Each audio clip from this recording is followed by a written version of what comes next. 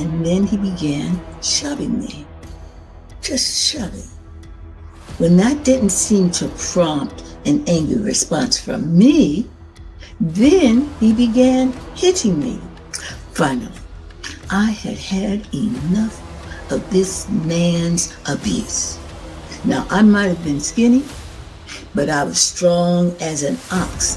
And so I stood up, balled up my fists, reared back, took perfect aim, and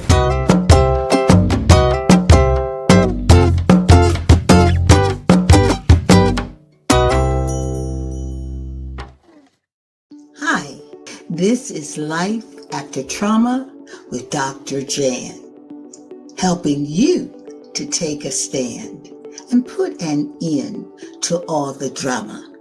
Just think of me as your second mama. Hi there, I am Dr. Jan, and this is my channel. My channel is all about the trauma and drama of domestic abuse. Did you know that domestic abuse is a dark and silent culture? People do not talk about domestic abuse, and yet domestic abuse is pervasive, but no one is talking about it. I know, because I lived 42 years as a victim of domestic abuse. I know that is difficult to process, but it is true. And in all of those 42 years of living as a victim of domestic abuse, I never told anyone what was going on in my personal life, not even my own family. I remained silent all those years about the physical violence I endured, the emotional and verbal abuse. Worst of all, I think, is that psychological mind game called gaslighting. I am 85 years young. I was born in 1939, and I am a successful survivor and overcomer of domestic abuse, not just once, but twice. And I'm still in my right mind, and I don't look like where I've been. Come closer. But I have been to hell and back. I was married twice. I was married to husband number one for almost 20 years. He was older and physically violent. And I was married to husband number two for 22 years. He was younger by 10 and a half years. Yes, I was a cougar. He was emotionally and verbally abusive, plus a gaslighter. He was also a pastor of a prominent church. In total, I was married almost 42 plus years, and this is my story. But wait, before we get started, I want you to do me a big favor. I want you to hit that subscribe button, and I want you to hit that like button. Help me grow this channel. Help me get more content like this out there. Will you do that for me? Wonderful. Thank you. Now, let's get started. We will start with husband number one. Husband number one, the physically violent one. Now, for husband number one, let us call him Vincent. Now, Vincent is not his real name, but let's just call him that, Vincent. Let's start from the beginning, because I want to help you understand what it is like to live with a man who is prone to violence. A man who said he loved me, and yet the same man often hurt me and hurt me deeply. Thinking back from the beginning, Vincent was always irritable, angry, or upset about one thing or another. And when things didn't go his way, Vincent would explode into violence without any provocation, without any warning.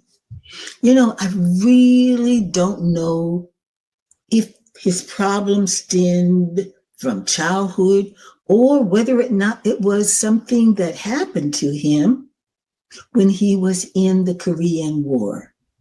But all I know is that this was his personality.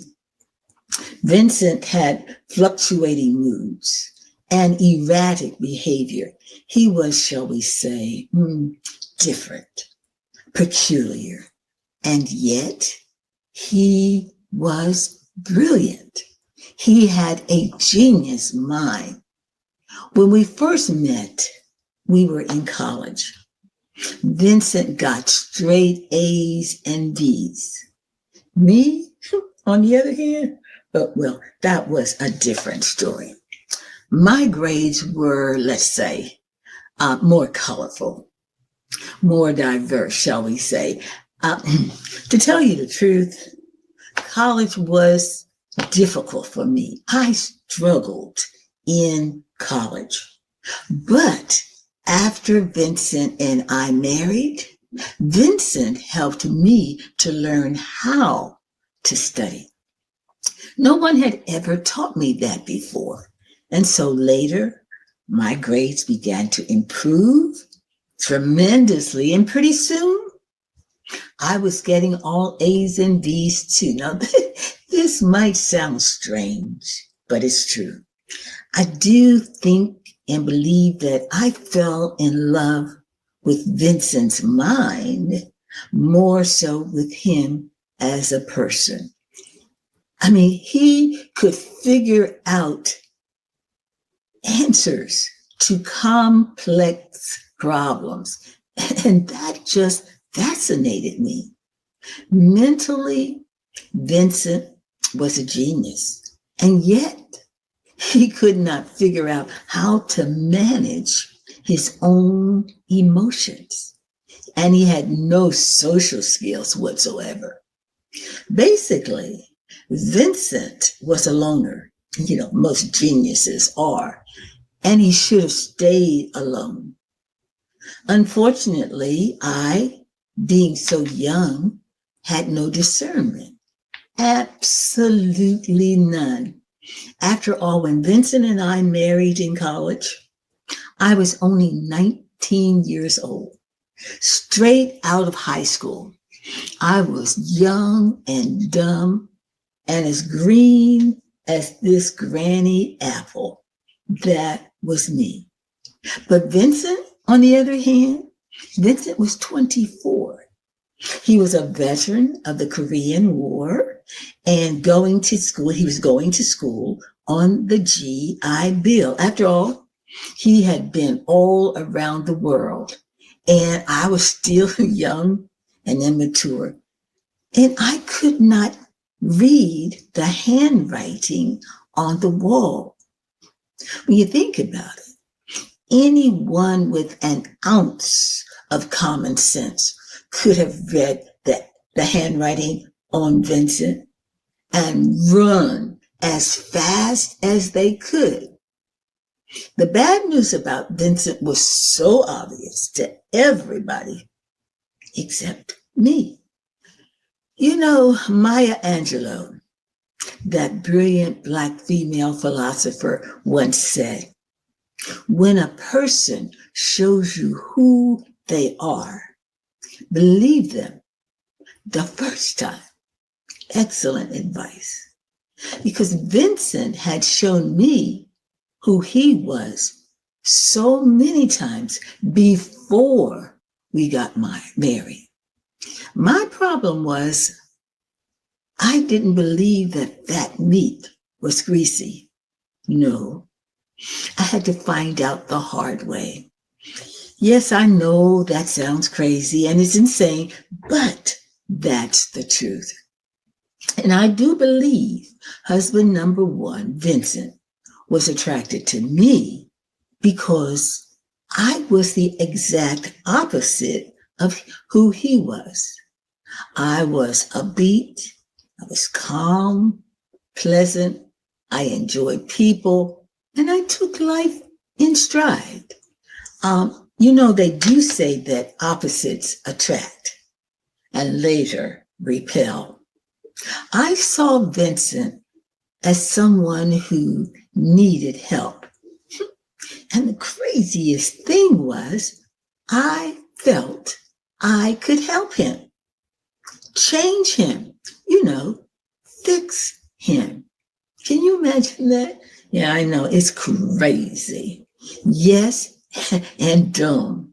I didn't change him, but Vincent almost changed me. Let me tell you what happened one unusually quiet and pleasant evening. Vincent and I didn't live on campus. We had a small one-bedroom apartment on the second floor in Philly. One evening, we were at home, sitting in the kitchen, enjoying ourselves. Now, this was rare. Strange as it may sound, it was unusual for Vincent and me to be happy and carefree. And so on that particular day, we were laughing and talking, playing and kidding around, just having fun with each other. And oh my God, I was ecstatic. I was having the time of my life. But that happy time did not last long, for all of a sudden, Vincent's mood changed without any warning. And then he started to nitpick with me. He was trying to get me to say something or do something, anything that would make him feel justified in being angry with me. Now, when we first got married, I used to have a lot of mouth. I really did. I was feisty and I would say exactly what was on my mind. And I would try to reason with Vincent and trying to coax him out of his weird and negative mood. But I quickly learned that trying to reason with Vincent when he was in one of those moods was just a waste of time. Why? Because Vincent would purposely twist whatever I said and turn it against me. So this time, I purposely didn't say anything. I simply held my tongue to avoid an argument. But even though I kept my mouth shut, and it was hard to do, I knew that being quiet and keeping my thoughts to myself would be the best way to handle this domestic crisis. Generally, when I shut up, Vincent would calm down, and it usually worked fine. But this time was different. Even though I never said a mumbling word, my silence only seemed to infuriate and upset Vincent that much more.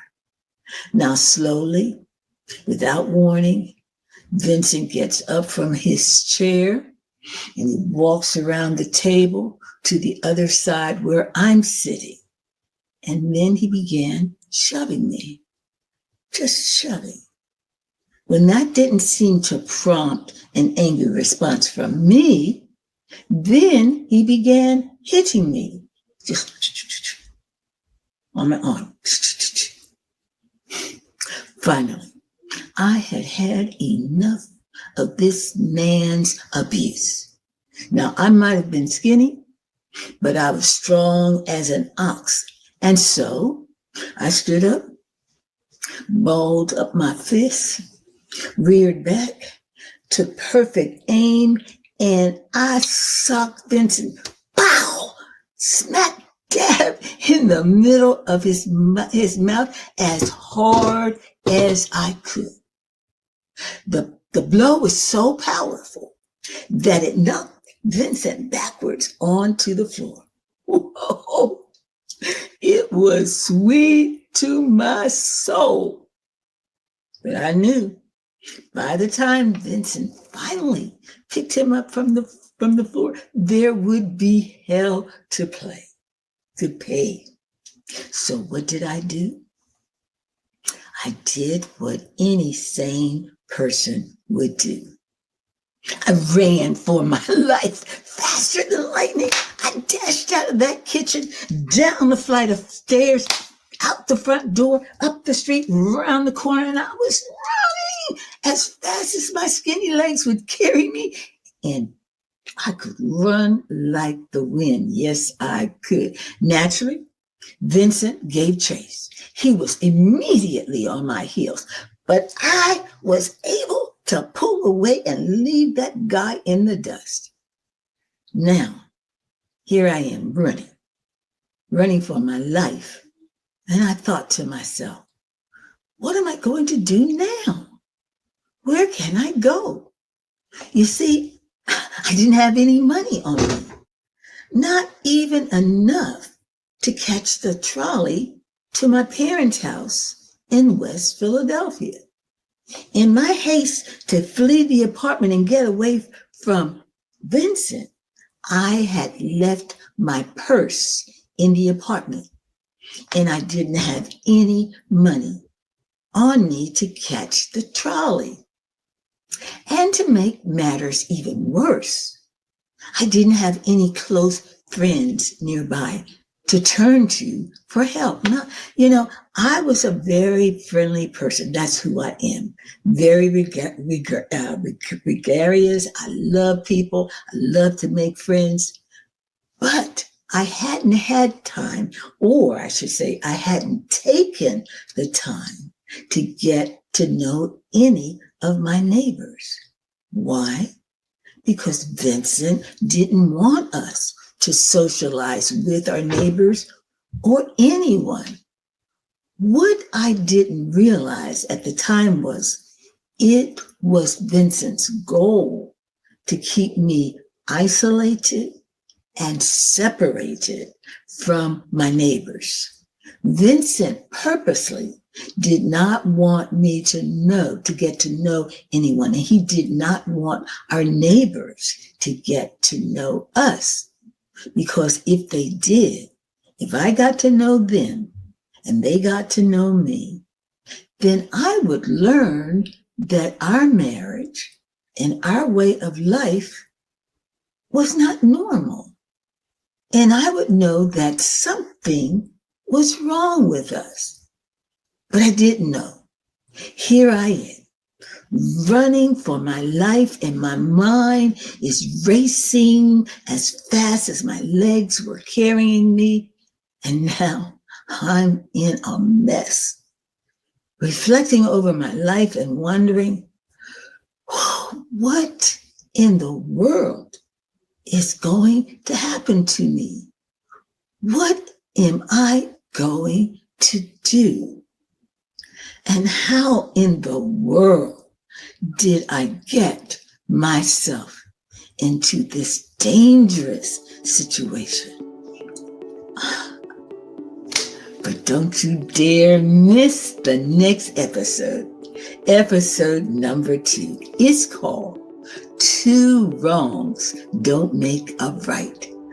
The shame and the guilt of losing one's virginity in a city park. Be sure to check into Life After Trauma with Dr. Jan. I want you to subscribe to my channel. I want you to hit that like button and help me grow this channel and get more content like this out there. God bless you. See you the next time with episode number 2. Thank you so much. See you next time.